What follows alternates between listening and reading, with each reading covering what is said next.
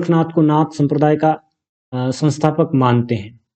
लेकिन इसके पीछे भी क्या है? विवाद। इसके पीछे विवादास्पद स्थिति है। और वजह क्या बताई जाती है? जो नाथपंथी होते हैं वो कहते हैं कि भगवान शिव ही हमारे आदि गुरु है। पहले नाथ कौन है? शिव। और वो शिव ही क्या करते हैं? बार बार अवतार लेते हैं, बार बार अपना रूप परिवर्तित करके हमारे गुरु के रूप में जन्म लेते हैं। तो गोरखनाथ से पहले जो है मच्छंदरनाथ के अलग अलग नाम मिल जाते हैं। मच्छंदरनाथ का आविर्भाव होता है सेकंड नंबर पे, शिव के बाद। आदि गुरु के बाद कौन? मच्छंदरनाथ। आदि गुरु को आदिनाथ भी कई जगह पर आप पढ़ेंगे, आदिनाथ नाम भी आता है। आदिनाथ का अर्थ ही क्या है? शिव, भगवान शिव। आदिनाथ के बाद दूसरे जो नाथ संप्रदाय के गुरु आते हैं वो है मच्छंदरनाथ। लेकिन इन मच्छंदरनाथ को भी एक तरीके से जागृत किया, एक तरीके से शिक्षित किया, एक तरीके से मोक्ष के द्वार तक ले गए कौन? गोरखनाथ। गोरखनाथ के भी बहुत सारे अलग अलग नाम आपको सुनने को मिलेंगे। इस वजह से, क्योंकि नाथ संप्रदाय के सबसे ज्यादा प्रभावशाली गुरु रहे हैं शिव के बाद, इस वजह से इस संप्रदाय के संस्थापक गुरु किसको मानते हैं? गोरखनाथ को मानते हैं। कहते हैं कि मच्छंदरनाथ में बहुत सारी जो है वो गलत आदतें थी, एक तरीके से कह सकते हैं हम कि उनमें वो गुरु वाली बातें नहीं थी, लेकिन उन गलत आदतों के साथ, उन गलत बातों के साथ बहुत सारी बेहतरीन बातें भी थी। और इस वजह से उनके ज्ञान पर एक तरीके से अंधकार का एक आवरण चढ़ा हुआ था। उनको ज्ञान तो था, लेकिन उस ज्ञान का वो ठीक ढंग से उपयोग नहीं कर पा रहे थे, उसका उपभोग नहीं कर पा रहे थे। ऐसे में उनके शिष्य के रूप में गोरखनाथ आते हैं, और वो गोरखनाथ ही शिष्य होते हुए भी क्या करते हैं? गुरु बनते हैं मच्छंदरनाथ के। और ये उक्ति आपने सुनी होगी, जाग मच्छंदर गोरख आया। इसका अर्थ क्या है? जाग मच्छंदर गोरख आया।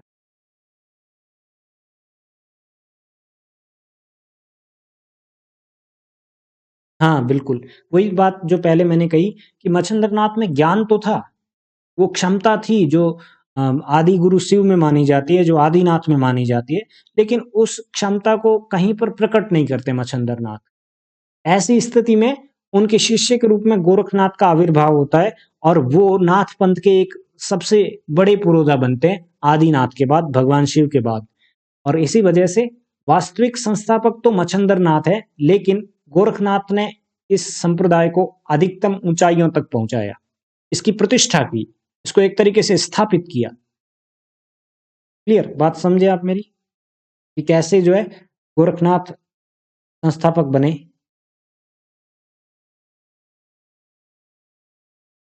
तीनों एक साथ आएगा नहीं, पहली चीज। तो दूसरी चीज, अब वो ये पूछते हैं कि आदि गुरु किसको मानते हैं? तो आदि गुरु भगवान शिव को मानते हैं। ये पहला आपका आंसर होना चाहिए। ठीक है, नाथों की परंपरा में आदि गुरु कौन है? शिव। पहला गुरु कौन है? शिव। पहला नाथ कौन है? शिव। चाहे वो आप पीताम्बर दत्त वर्तवाल की किताब उठा के देखिए, चाहे आप हजारी प्रसाद द्विवेदी की किताब को देखिए, चाहे आप राहुल सांकृत्यायन को देखिए, चाहे आप जो संत ज्ञानेश्वर हुए महाराष्ट्र के, उन्होंने भी नाथ संप्रदाय पे काफी कुछ लिखा है, उनकी किताब को उठाकर देखिए। आदि गुरु के तौर पे शिव मिलेंगे। फिर उसके बाद दूसरे गुरु के तौर पे कौन मिलते हैं? वो मिलते हैं मच्छंदरनाथ, जिनको मत्स्येंद्रनाथ बोला जाता है। मैं मच्छंदर इजीली मेरे को याद रहता है, इसलिए मैं मच्छंदर बोलता हूँ। मच्छंदरनाथ दूसरे गुरु के तौर पे। लेकिन मच्छंदरनाथ के द्वारा कोई इतना बड़ा कामकाज नहीं हुआ नाथ संप्रदाय में। नाथ संप्रदाय को ऊंचाइयों तक पहुंचाने का काम किसने किया? गोरखनाथ ने किया। तीसरे स्थान पे नंबर आता है गोरखनाथ का।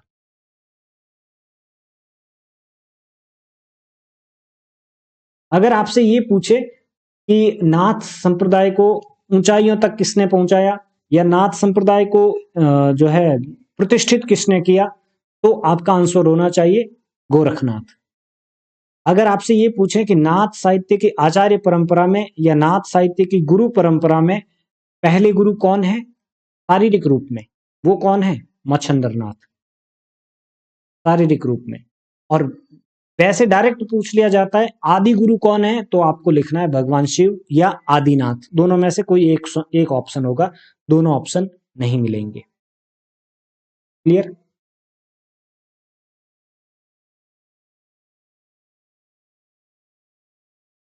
गोरखनाथ ने इस संप्रदाय को, जो कि बिखरा हुआ था, जो कि ठीक ढंग से सेटल्ड नहीं था, जिसकी ज्यादा कोई प्रतिष्ठा नहीं थी, अभी तक कुछ ही लोग, नाम मात्र के लोग जो थे, वो लोग जो सिद्धों के व्यभिचार के वामाचार के खिलाफ थे और सिद्ध संप्रदाय के ही लोग थे, वही लोग जो है वो मत्स्येंद्र नाथ को जानते थे या उनके ज्ञान के प्रभाव को जानते थे।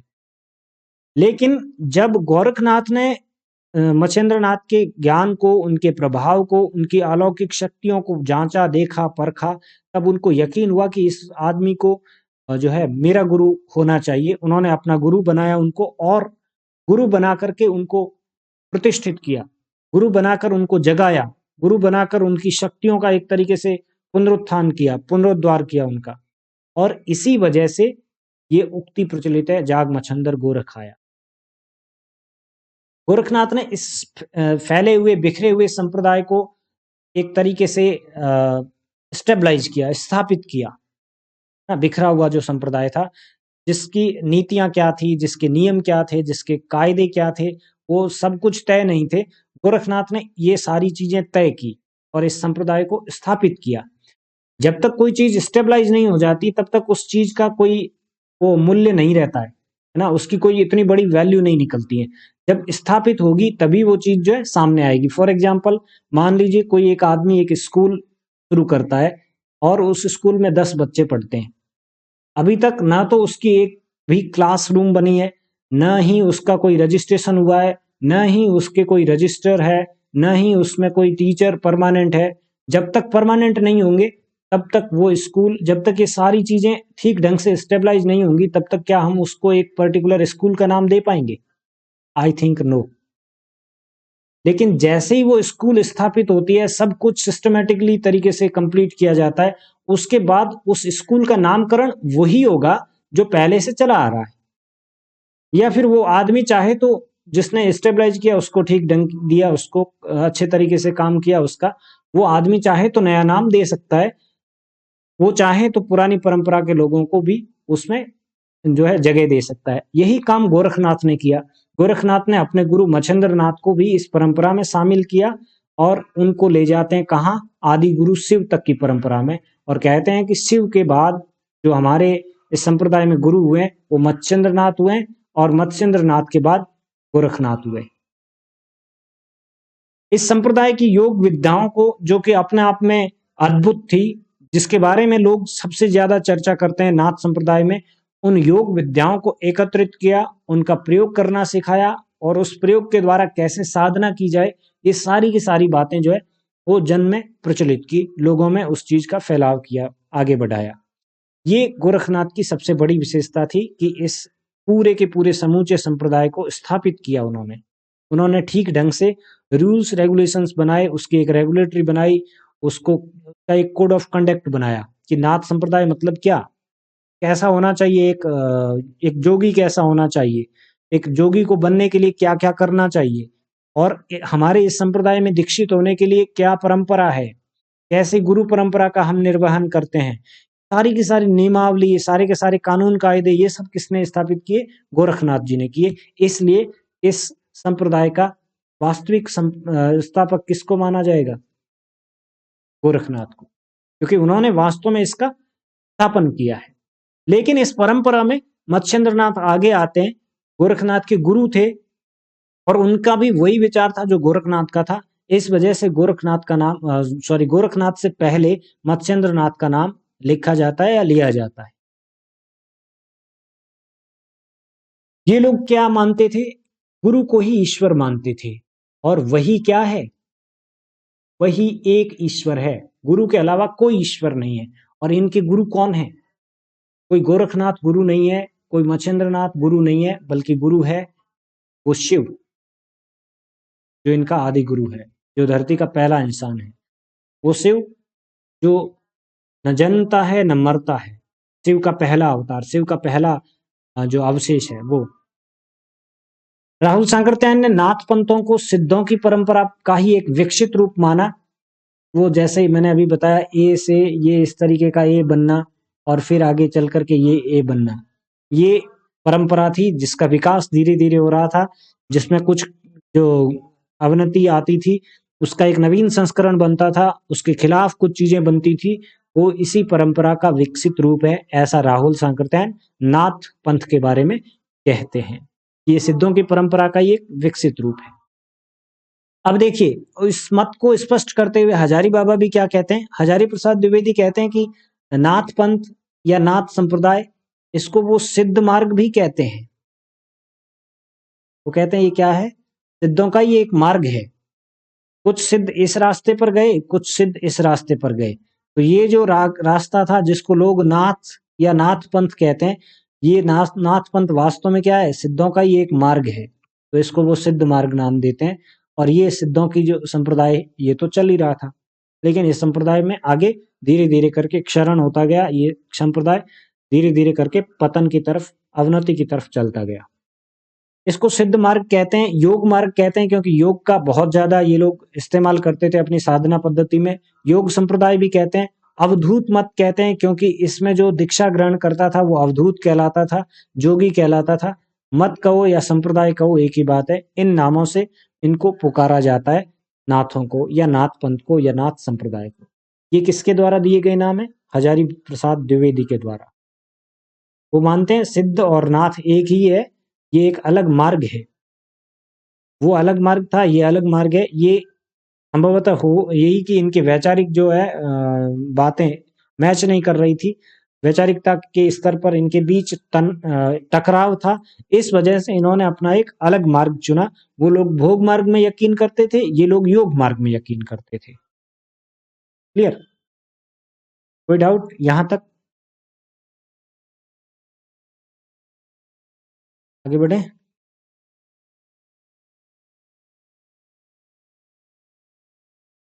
गोरखपंथियों के साहित्य के अनुसार या गोरख साहित्य के अनुसार आदिनाथ कौन है, जो इनके पहले नाथ माने जाते हैं, जिसके बारे में बता दिया थोड़ी देर पहले, वो है भगवान शिव।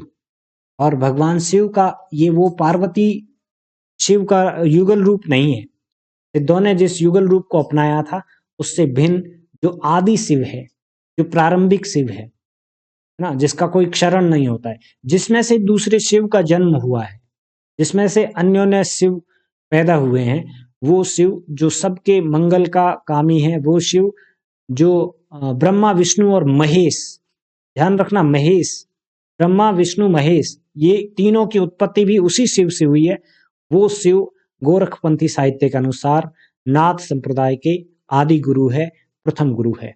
उन्हीं वहां से वो परंपरा का विकास मानते हैं कि हमारी जो परंपरा है असल में वहां से चलकर आ रही है। सिंपल सी बात है, जैसे सिद्धों में होता है ठीक वैसे ही ये नाथों में भी वही परंपरा का अनुसरण ये लोग कर रहे हैं।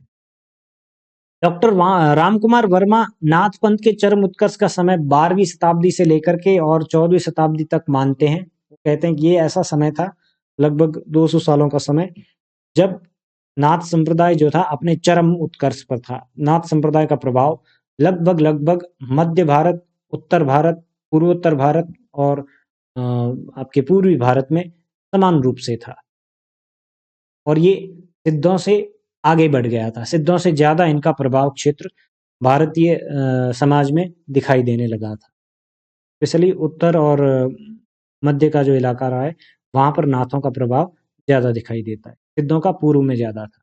नाथ संप्रदाय का एक तरीके से जो उद्भवन है वो बौद्ध धर्म की हीनयान महायान शाखाएं थी, उसमें से एक वज्रयान बनी, और इस वज्रयान को आगे चल करके सहजयान का रूप बनाना पड़ा। ये सहजयानी क्या कहलाते हैं, सिद्ध कहलाते हैं। सहजयान में और सिद्धों में कोई फर्क नहीं है, ये ध्यान रखना।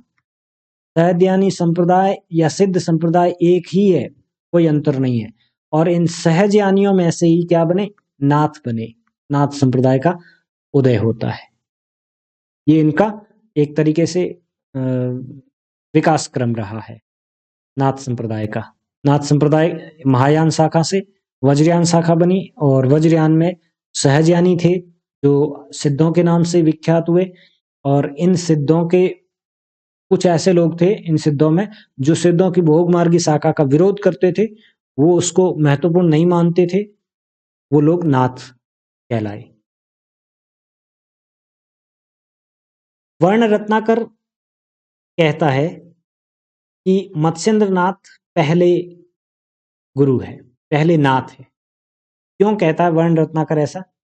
वर्ण रत्नाकर एक ग्रंथ का नाम है, ठीक है। किसके द्वारा लिखा गया है? बिल्कुल करेक्ट।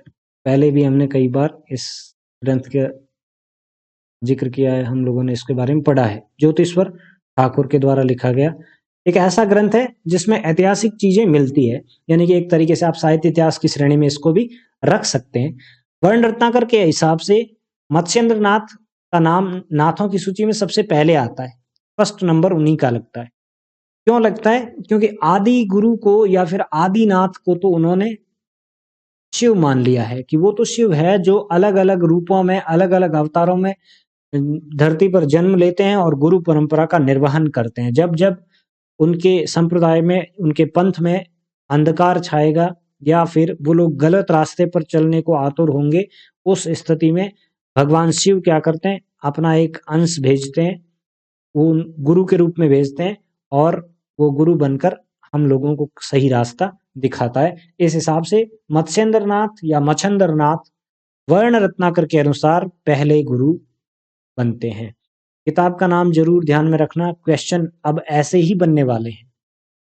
जनरली जो क्वेश्चन बनते हैं वो टाइम गया, अब या तो डायरेक्ट बुक का रेफरेंस देगा कि पर्टिकुलर किताब के अनुसार क्या है फैक्ट। ज्योतिश्वर ठाकुर के अनुसार मत्स्येंद्र नाथ पहले गुरु।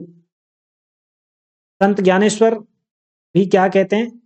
मत्स्येंद्र नाथ आदिनाथ के बाद आते हैं। इसका मतलब क्या? आदिनाथ भगवान शिव है तो मत्स्येंद्र नाथ पहले व्यक्ति है, फिर उसके बाद मत्स्येंद्र नाथ के बाद नाम आता है गोरखनाथ का।